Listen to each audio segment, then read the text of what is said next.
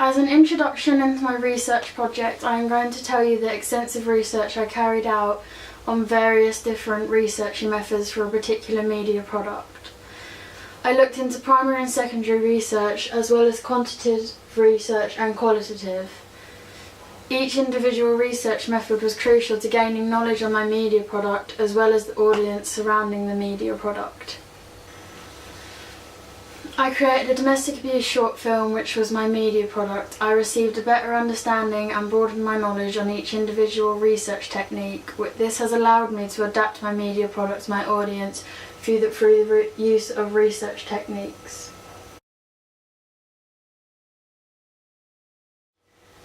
For the secondary research section of my task, I looked closely at books, journals, newspapers, periodicals, and many more other sources. I found that all of these were useful sources to gather my secondary research information.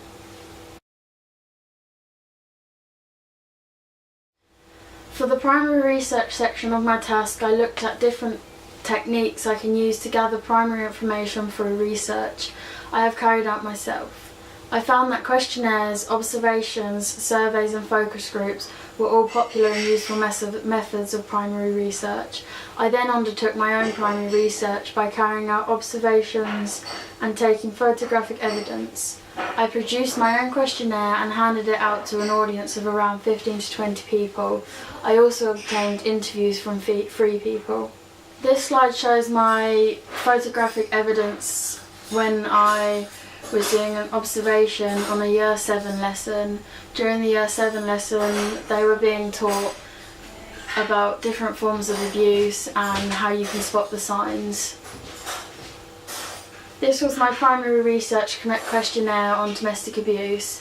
I handed it out to 15 to 20 people and I got all responses back. This was the evidence of the responses I received back from my filled out questionnaires.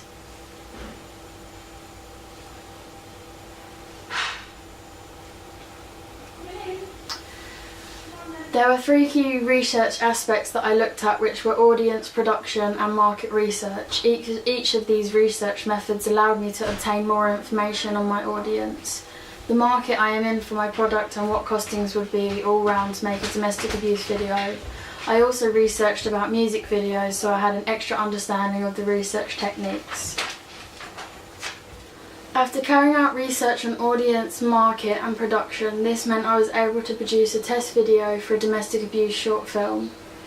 I was able to incorporate everything I'd covered in those particular areas. Once I created my short film, I analysed both strengths and weaknesses, which meant I could not make the same mistakes when I create another short film.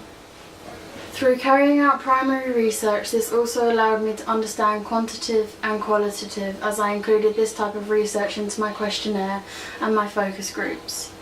I looked at Barb listings, CD and DVD sales, box office listings and more to gather quantitative data. This gave me an understanding of how it was done. Once I had done this, I then knew that I should put all the data I received back from my questionnaires into graphs. This would mean I have quantitative evidence of all my responses from the domestic abuse questionnaire. Some of the questions I asked were more open, but the majority of questions were closed questions. Here are some examples of the questions I put into questionnaires. Have you ever been a victim of any form of abuse?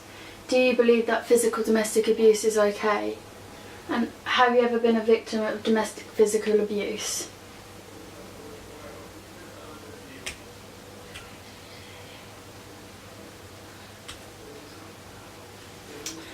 I also looked at qualitative, which led me to looking at film and game review responses as well as attitudes to media products. I analysed some long responses I got back from my domestic abuse questionnaires. Each response I received back from my interviews and my questionnaires affected my end media product. I had the chance to correct my weaknesses and turn them into strengths. I know exactly what age range I would be targeting. I also had a better understanding of the amount of people who were actually aware of domestic abuse topic area. Here are some examples of my qualitative questions and responses.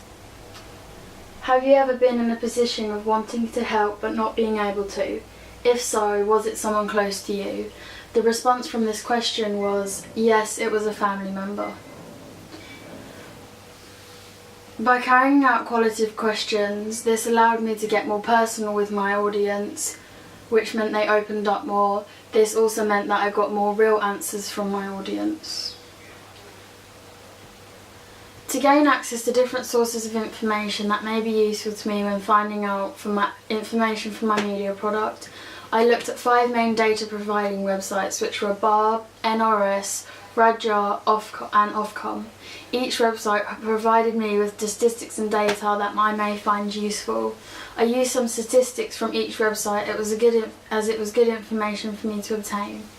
Barb is the Broadcasters Audience Research Board. NRS is National Readership Survey. Radjar is Radio Joint Audience Research, and Ofcom is Office of Communicators Regulator. Each of these websites provided me with useful information. As well as data providing websites, I also looked at popular abuse websites that provided detailed information on the topic area. These were very useful and gave me an idea of how sensitive I had to be about domestic abuse. It helped me to understand and how to approach my abuse victims.